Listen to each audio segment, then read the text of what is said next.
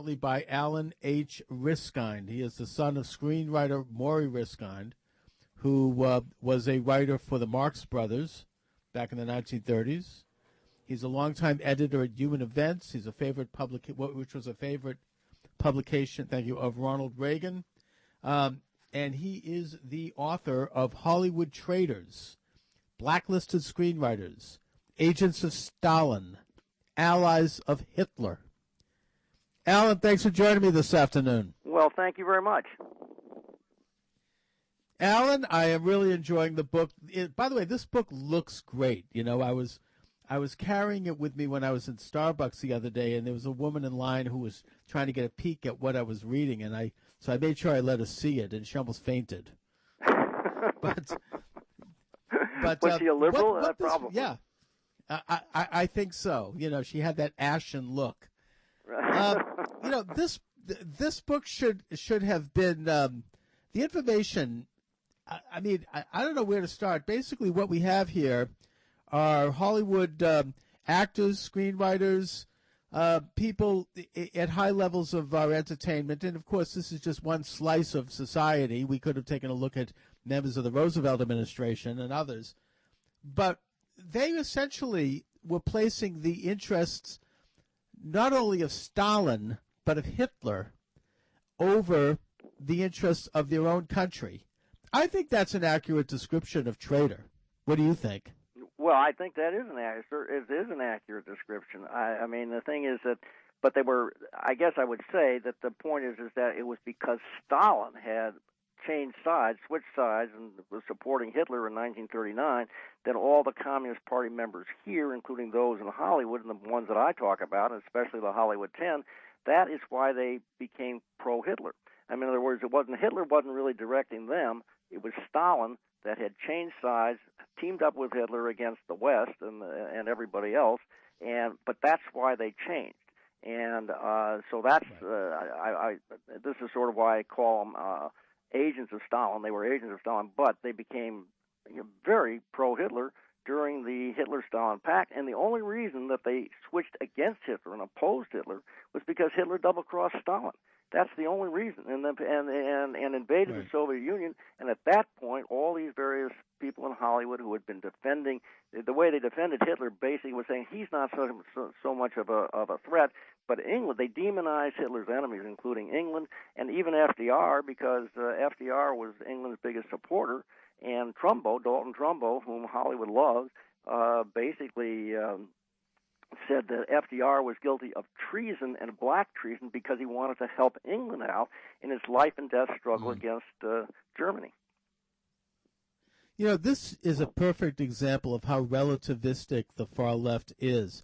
You know, I mean, the reason Whittaker Chambers went to Adolph Burley, who was a Roosevelt administration official, to report on the people that he was handling when he was a communist agent in the 1930s, and that included Alger Hiss and Harry Dexter White and a list of several others who were at high levels, was because of the Hitler-Stalin Pact. And he realized that these people now posed a deadly threat to the United States. They were allied not only with Stalin but with Hitler. Now, just to give a little historical background here, the far left was anti-fascist, quote-unquote, in the years leading up to the Hitler-Stalin Pact, because that was Stalin's line, not because they had any particular convictions. After the Hitler-Stalin Pact, which was signed in August of 1939, which formalized the relationship, the alliance between the Nazis and the Soviet communists, and after they both divided Poland into half and launched World War II, these same people became isolationists. They had nothing negative to say about fascism anymore.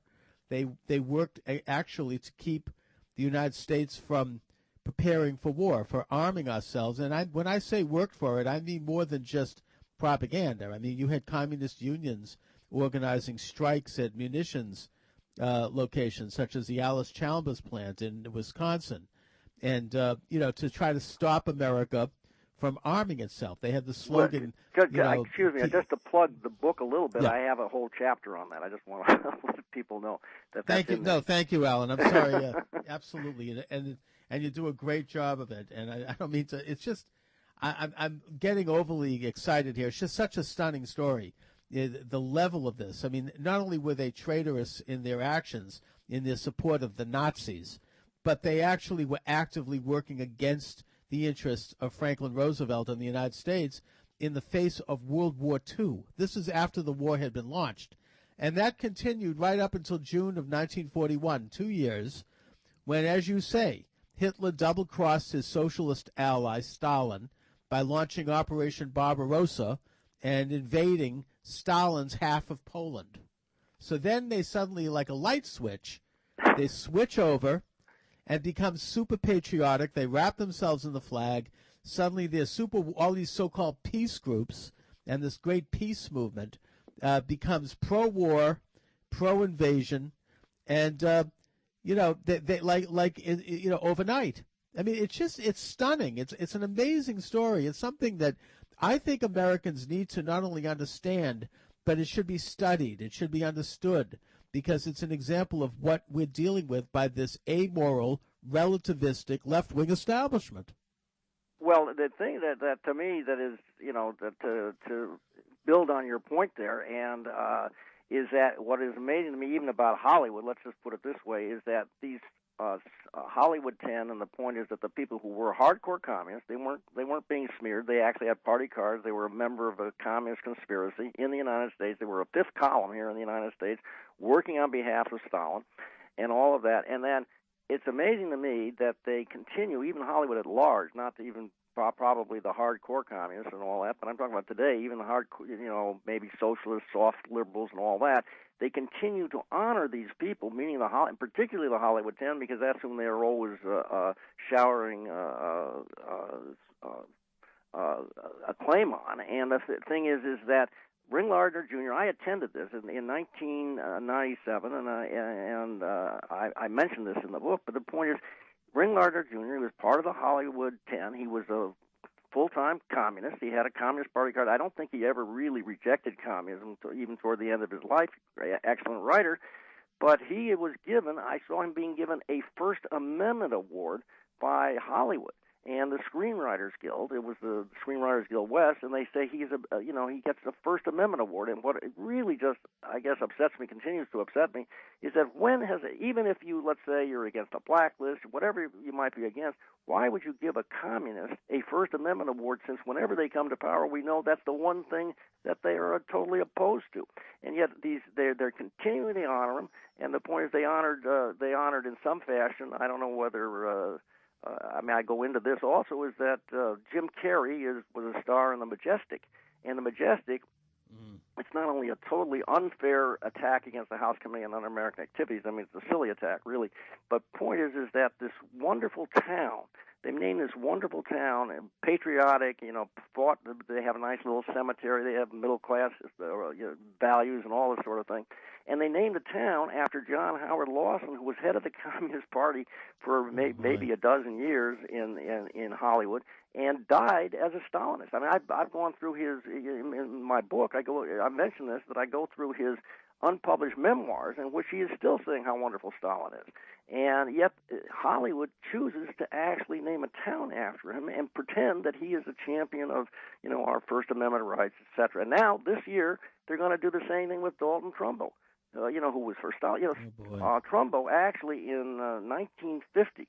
I mean, not only was an apologist for Stalin, as I mentioned, and not only was, for Hitler, too, but in 1950 he wrote a script. It was unpublished. I have a copy of it. It's in his papers at the Wisconsin Historical Society, in which Kim Il-sung's North Korea, the granddaddy of this, this clown in North Korea today, and he basically says that North Korea was right in attacking South Korea, and somehow it was fighting for its independence, the way we fought for our independence against the British. And that is going to be shown, apparently shown this year. We're going to be, and Bryan Cranston, I don't know these people, but anyway, he's he's a big star in Breaking Bad, and he's going to be the star. And they're going to go also after the anti-communists, people like Roy Brewer, whom I knew, a labor leader. He was a Democrat, but he was a terrific anti-communist.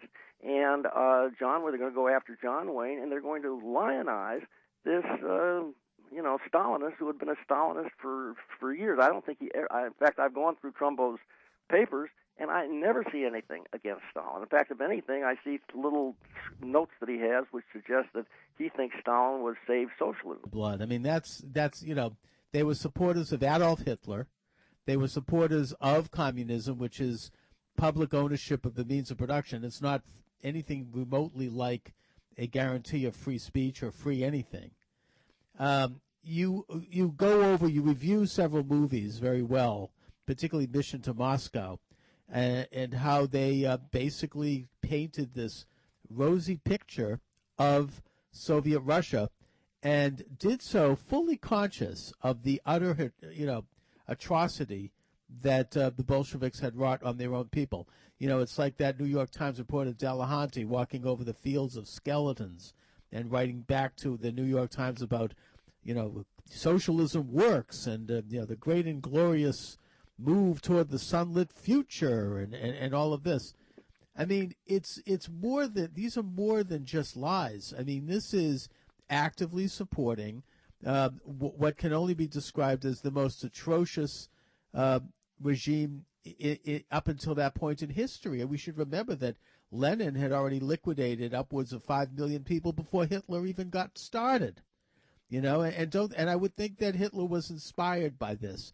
Another thing I think is that the Nazis actually were viewed as progressive up until maybe the mid-1930s by most left-wingers. And that was obscured by Stalin himself after Operation Barbarossa, when he sent out the new directive saying that from now on the Nazis are to be viewed as evil and right-wing, quote-unquote, and that Americans who disagree with me and with our socialist agenda are to be lumped in with these so-called right-wingers. I mean, Hitler was right-wing, really? I mean, he stood for small government, Judeo-Christian values. No. But the thing to me, it's I totally agree with you, obviously, and I've written a lot about this, and I'm with you in terms of being angry about it, and as I got into the book, I became, more incensed. I did not honestly think that it would turn out as badly, at least, or in my mind, that the communists would turn out as bad as they did. I mean, the domestic communists here in the United States. And they were totally lied with that. As you mentioned, Mission to Moscow. I mean, that was Howard Koch, and he wasn't supposedly he wasn't a communist himself. He didn't have a party card, but his wife was a communist, and he had Jay Leda, who was... The light switch goes off in August of 1939 when suddenly the communist left in America, in Hollywood and elsewhere, they become pro-Hitler because of the Hitler-Stalin Pact. They become anti-war suddenly. They want to keep America out of the war, and they work during World War II to keep the United States neutral, so that because they want to help Hitler and Stalin. Another light goes off in June of 1941 when Hitler double-crosses his socialist ally Stalin and invades Russia. Then they become super patriots, super warlike. Then a third light switch goes off in April of 1945, the Duclos letter. You get into that. They go back to anti-American. Please talk about that and how that affected Hollywood. Well, what happened was that, I guess it's sort of complicated, but the point is that Jacques Duclos, he had been a Comintern member, but he issued some sort of a screed against Earl Browder, because during the war, Earl Browder was head of the Communist Party in the United States, and during the war, Browder started taking the softer line, and I assume really it was obviously Stalin had approved all that because they were now our allies, and they were saying all sorts of good things about the United States, etc. And then Stalin suddenly wants to change again. He doesn't want the United States to be viewed as his ally because Hitler had been defeated. He didn't need us anymore, and he wanted to occupy Eastern Europe, which he did. He didn't want to in any way carry out his promises that he made at Yalta for free and fair elections throughout Eastern Europe, and he occupied them. He wanted to continue his effort to communize the world. I mean, that's what he was out to do. So there was this big attack against Browder, and they said he was for progressive capitalism. In other words, and that he believed that there could be a peace between there could be a peaceful path to socialism, and that the United States and the Soviet Union could cooperate after World War II. And the fact is that this screed was against all of that, and said basically the whole point was you had to have conflict with the United States. You had certainly class warfare was important, and the point is the Soviet Union was basically going to continue to make the United States now, or go back to making the United States a major enemy because it's a capitalist country, et cetera, et cetera. And as a result of that, because this, of course, it shows again how the Hollywood and the Communist Party in the United States and the Hollywood section of it immediately does whatever it is they think Stalin wants, and everyone believed that this was came basically indirectly from Stalin, and that's what he wanted, and that it was his new signal that the United States was going to be the enemy again. Forget about all this cooperation, and immediately the Communist Party in the United States goes after Browder, not only relieves him of his being head of the party, but kicks him out of the party itself because nobody wanted to be accused of, quote, Browderism. And so therefore, and Phil Jaffe, who was basically a communist himself, he was on the Politburo of the Communist Party here in the United States, but he was an interesting guy, and he came out with a book, and he was a biographer of Browder, and he says that this kicking out of Browder was the first shot fired in the Cold War. In other words, the whole Communist Party knew that they were going back to this, very contentious conflict with the United States, and all the Hollywood 10 followed right along, and they booted him out. And Trumbull, whom I mentioned before, and then I mentioned that Hollywood is going to make this wonderful picture of him, said, "Well, I have to choose between Lenin and Browder. I'm going to choose Lenin." And that's the way they were. They decided they're going to follow. They were going to follow Stalin. They were the ones. In other words, if they had not kicked Browder out, they could have actually, the United States and even the Communist Party in the United States would not have been, at odds with each other, and they would have shown that they could they could have broken with Stalin. But they decided not to do it, and then they were totally on the side of Stalin during the Cold War, as you know. They took a sharp turn to the left after they no longer needed the United States. They were back to subversion and overthrow of governments. And Lester Cole, one of the 10. Yeah. I should mention this is that he, when that happened, and when they decided actually to go back to being confrontational and all the rest of it, he lifted his glass at a dinner party and said, he toasted the revolution. Now we can go back to fighting the revolution, and that's what he was one of the Hollywood 10. And that Hollywood continues to worship. Yeah, and these people were in positions of influence over our culture. I've heard that Phil Jaffe also was implicated in the IPA scandal, which was the IPR, Institute of Pacific Relations, which was the first spy scandal that was broken even before the end of World War II. So, Allan, we've reached the end of World War II. We have a shift to the left by the American Communist Party. You've got the march of communism all around the world as they occupy Eastern Europe, as they eventually take over in China, Vietnam, North Korea. Then there's the Korean War, the bomb. The American people are appalled because they felt that we had a very hard-fought victory against the Nazis, and here we're looking at the communists who are just as bad and who are basically beginning to occupy about a third of the planet. Thus, you have the hearings. The House Un-American Activities Committee, which was originally set up to investigate Nazis, calls up the Hollywood 10. Talk about that. Well, this was in 1947, and when they called them up, and these were the first major hearings about the House Committee on Un-American Activities had against the communists in Hollywood.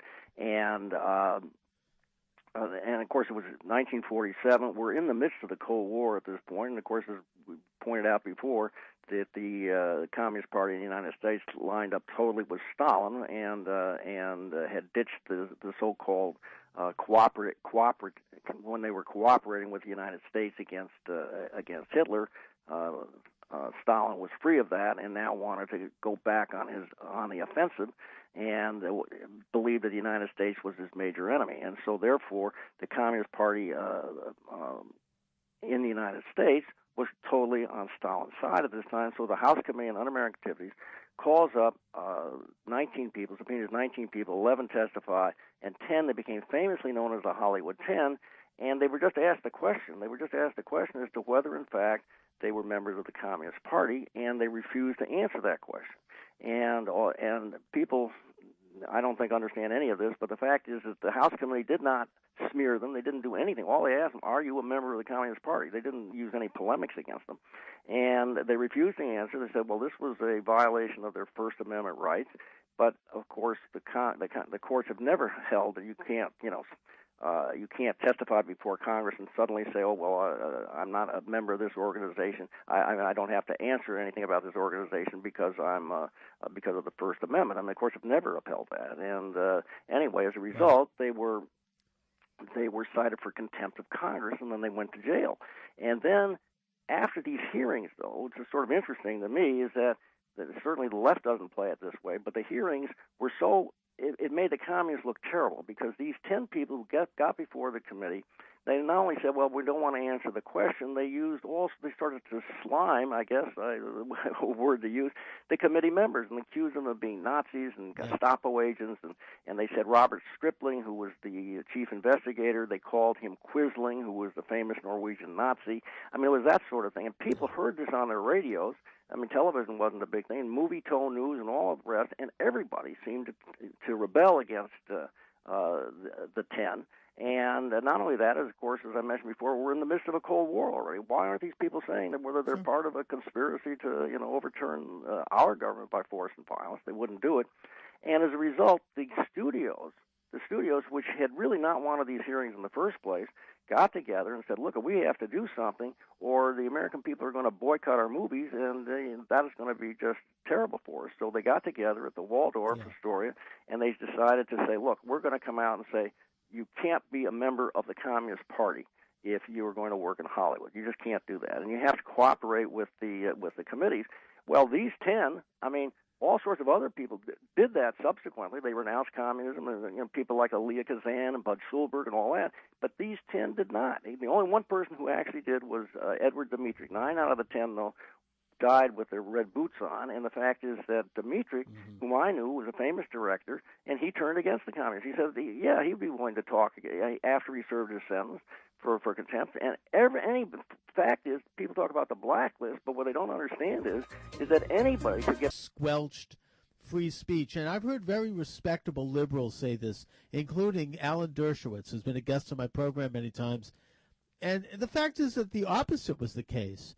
The Congress and the American people wanted these people to speak. We wanted them to tell us that they were communists or that they supported communism, and they wanted them to tell us why. But they were the ones who were refusing to speak. They refused to testify when they had the opportunity. Now, what would have happened to these Hollywood 10 if they had come out and said, yes, I was a communist, yes, I was allied with Hitler, I apologize to the American people? If they had really been a genuine truth and reconciliation, which is normal after a terrible war, what would have happened to them? Well, they would have gone back to work. So the fact is that anyone, I mean, a lot of these people, I mentioned before in a previous segment, I talked about Elia Kazan, had been a full-time communist. He did apologize. He took out an ad in the New York Times and basically said, look, I was wrong. The communists are bad, and they're against all the things that you liberals say that you're for, about freedom of speech and all of that. And you should go out and acknowledge that you were a part of a conspiracy and tell the truth about all this. And he got back to work. I mean, it's sort of interesting in a way that,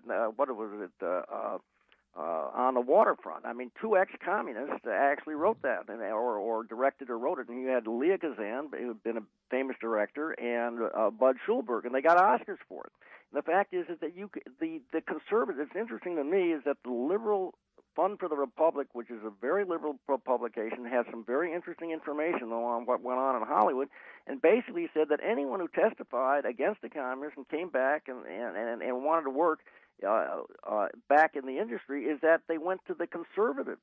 they went to the conservatives who would say, yeah, we want you back in. Come on, just all you have to do is, denounce Stalin and that, and the Communist Party here, and just say you're not a part of a conspiracy in order to destroy the United States, and you can work, you can go back to work in the party. And many, in Hollywood, and all these people, tons of these people did this. So the point is right. All these people had the people that were before Congress and acknowledged that they'd been a communist and apologized, they would have gone back to work. I would also say that if they testified before Congress and said that they are a communist and they don't apologize, their rights would have also been respected. In fact, it was none other than Senator Hubert H. Humphrey in 1940 who actually had a bill before Congress to make a membership in the Communist Party illegal and a criminal act, and that bill was argued down and rejected by various senators, including apparently Senator Joseph McCarthy, who thought that it went too far. In other words, that someone could be a communist in this country. People are communists. It's not illegal. Well, there would have been no consequences. Well, there would have been a consequence. At least there would have been some consequence, meaning not that you would go to jail. Well, there would have been legal consequences. But the point is if the Waldorf Agreement was, this was true, is that people who refused to actually renounce communism, that they couldn't work in the industry. And the point is that is true. And the fact is, in my own view, that was a correct view. First of all, Hollywood has every right to do that kind of thing anyway, absolutely. Because they have a right to say you can't work in the industry for all sorts of reasons if they think it's going to hurt the box office, and they have moral clauses and all the rest of it. So the point is, they did say it would depend on when he said this, but if he said it in 1947, that person would have been blacklisted, I believe, because because of the agreement. Well, but subsequently, pardon? Yep. No, there'd be no legal consequences. No, sure, you're right. Hollywood Absolutely, no would have legal blacklisted consequences. them No in the legal same way they'd consequences. blacklist a Nazi or a Klansman. The American people don't particularly view communism in a warm and fuzzy context. So yeah, they would have been banned, but there would have been no legal consequences. They could have gone on and practiced their communism, maybe formed a commune up in Idaho. I don't know. Well, you're right. Absolutely, that's correct. And the only thing is that I will say this is that in 1951. In my view, there's always a restriction on the First Amendment. There's always been. You can't shout fire in a crowded theater. You can't really be plotting to overthrow this government by force and violence and have no consequences whatsoever. And in 1951, the Supreme Court, I think it was a 6-2 decision. Fred Vinson, I believe, gave the decision. And basically, the top communist leaders were convicted of violating the Smith Act. And this was and the point is you could not under the Smith Act 1939 you couldn't teach and advocate the overthrow of the government by force and violence.